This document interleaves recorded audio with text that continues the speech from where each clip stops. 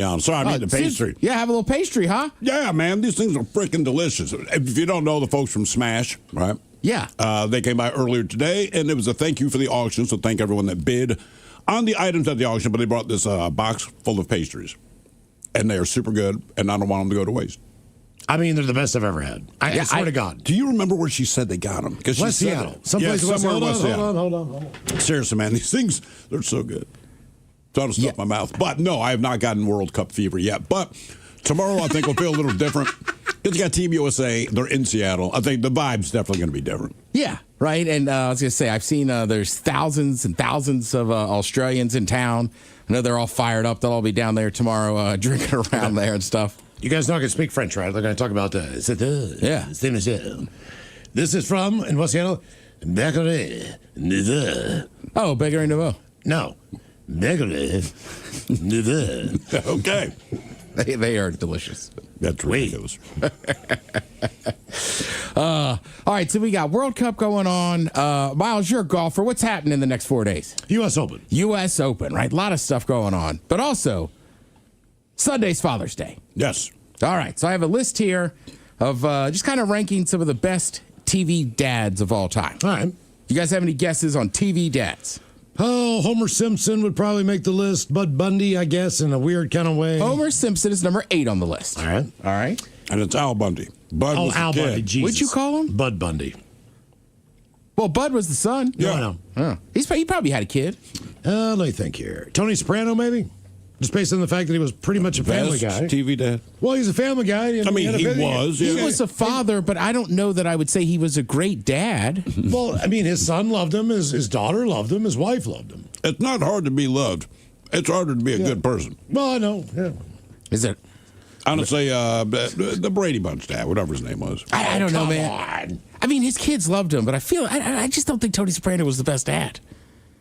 I mean, if he was my dad, I'd be like, this is kind of cool. Yeah, I guess so. I like I get watches and stuff. All right, Thrill, who'd you say? Sorry. Brady Bunch dad. All right, Brady Bunch. I got it. Bill Cosby. Mike Brady. He's on there. My question: what happened to his wife, his first wife? On the Brady Bunch? Yeah, did they ever? They never talk about their. It's just like, look, she's single now, he's single now. They both have 3 Well, kids. if they're smart, they ran away together and got rid of the children. Well, there was season 3 when he's talking to Alice, and he simply called his ex a bitch. Oh, But that's yeah. about all. Season 3 It's a episode very 2. special episode of the Brady Bunch. On this episode, Mike Brady calls his ex a bitch. She was a bitch. All right, get in the way back. Andy machine. Griffith. That's from. I'm stealing that from YouTube. Andy Griffin. Andy Taylor is number 2. All right, Andy Taylor. Right. All right. Andy Taylor, number 2. Al Bundy was number 1. Look, you're not wrong with Bill Cosby or Cliff Huxtable. Cliff Huxtable was a great dad. He was a great dad. Bill Cosby is a terrible person. Yes. Right? But Cliff Huxtable, I mean, he was everybody's dad. Is he on the list? No. I think. I think Cosby has just ruined that I know, for but again, everybody. he just, But it's the character. Right. That's It's what like, I'm look, O.J. right. Simpson was a great running back. Yes. Right. You know? Right. Phil Spector was a great producer. Yeah. Yeah. I mean, I'm with you. Like, I mean, I think Bill Cosby, when you found out what he was doing, I think that was what made it even worse. It's because he was Cliff Huxtable. Right. And everybody, white, black, whatever, everybody loved Cliff Huxtable when I was growing up, right? Michael Jackson, everyone loved him. Yeah. So Yeah, it's just, and you find out things. Jesus. Let's see. Home Improvement, you have Tim Taylor. All right. I mean, he was a good dad on the show. Those kids went a little awry in regular life. Sure. But I don't think that's on Tim Allen. Well, Tim Allen had a fun time dealing coke. Yeah. Yeah. All right, you guys remember this show. I want to say it was on in the early 80s. I watched it, but I was pretty small. We got one of the most famous actors all time off it. He was one of the sons on the show. You talking about Archie Bunker? Family Ties. Oh. Stephen Oh, King. yeah. Yeah. That's fair. All right, did you guys ever watch the Red Show? That 70s show, Red Foreman. Yeah. Sure. Yeah. He got a little angry at time. But that's a dad. Yeah, right? I mean, he was just a dad. Calls everyone a dumbass. You're like, yeah. All right. Fresh Prince of Bel-Air. Uncle Phil. Right. But he You was consider him a dad? Okay. Well, he was Carlton's a dad. dad, right? Yeah, Philip Banks. Phil Dunphy from Modern Family makes the list. Let's see what else is on there. All right, again, hop in the super Wayback Machine. I guess he was a father. You don't think about him that way because he was more Fred Flintstone. No, they're all human. But think about us like the scariest dad imaginable. Not that he's screaming at people, but the whole family was kind of scary. Oh, Gomez Adams. Herman Munster. Herman Munster. All right. From the Munsters. Fred Gwynn. Right. The judge in the Ralph Macchio flick. My Cousin Vinny? My Cousin Vinny, Yeah. Let's see. Danny Tanner from Full House. Never watched Full House. I'm very aware of it, but never watched the show.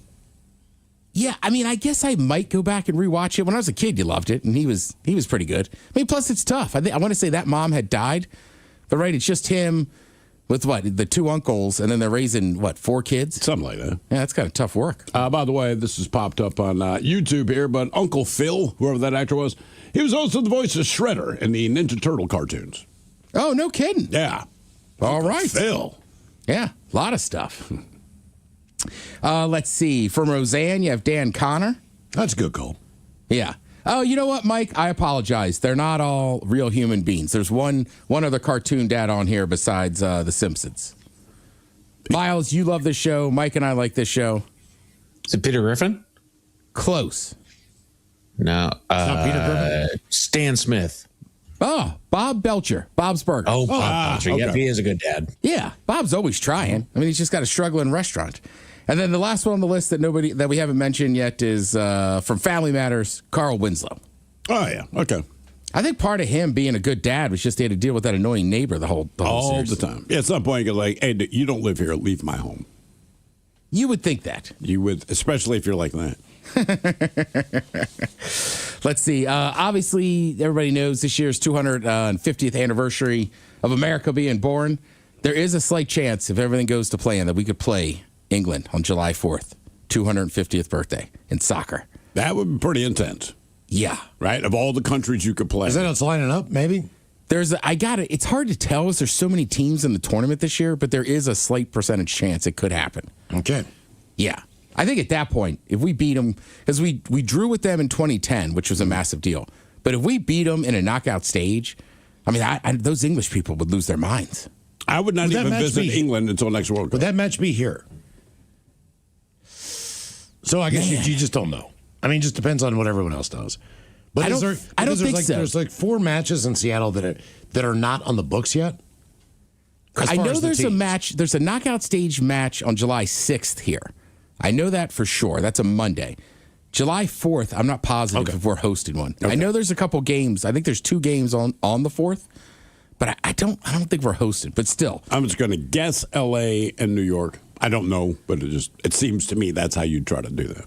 Yeah, it would just be awesome. So this whole month, you've probably seen it, but Wheel of Fortune, they're celebrating 250. Obviously, it's sponsored by Coca-Cola. Ryan Seacrest.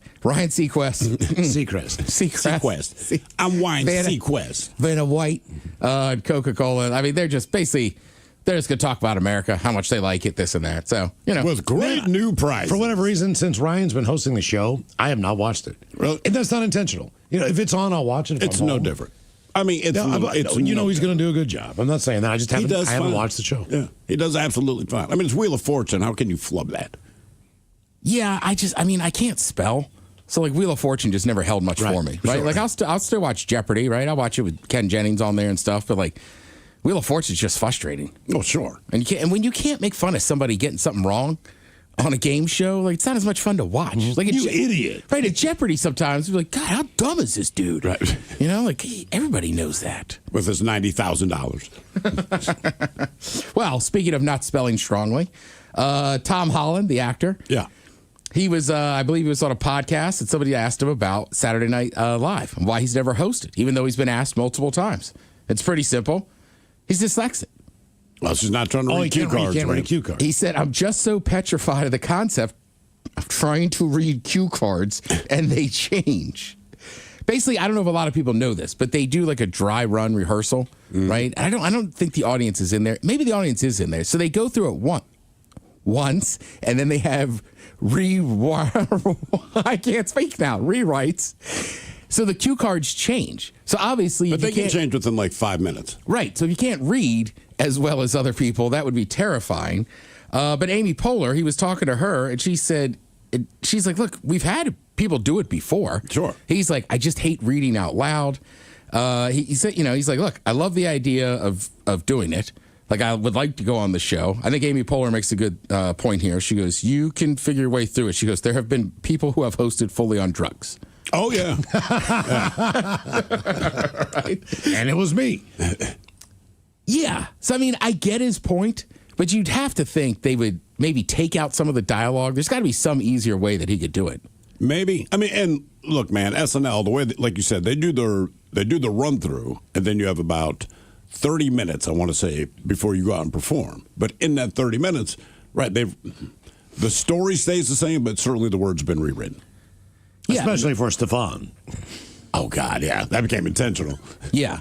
Well, even Nate Bargatze, right? Yeah. Like, I love that skit where they're, like, inventing the country. Mm-hmm. And Yeah, it's just yeah. all the stupid He's playing stuff. George Washington. Right, he's playing George Washington and, like, talk about football, but it's, you play with your hands and, Yeah. like, how we get rid of the H, but it stays in some words, like color.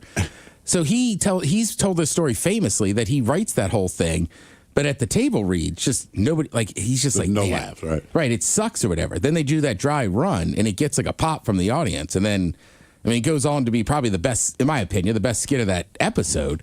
So you're right. Like, there's so much change happening constantly. Like, look, you could hear me right now. I'm struggling to read out loud. If SNL calls me and goes, Ted Smith, do you want to host? Like, bet your ass I'm going and hosting. The difference is he's Tom Holland. Well, yeah. I mean, that right. If they called any of us, we'd be like, absolutely. Tom Holland's like, I would love to do it, but I don't need to.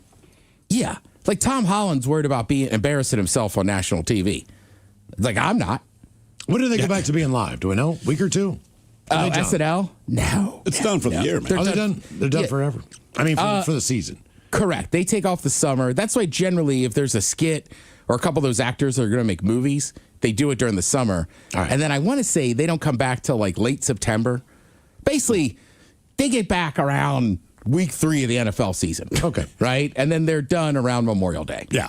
That's just an easy way to remember it. I've been watching that show for years, so that's how it goes. All right, let's see. What are you going to watch tonight? You know what? Frankly, I'm just going to talk about it. I know a lot of people in this area are South Korean, so they're fired up. Now, Mexico's playing South Korea in a World Cup match.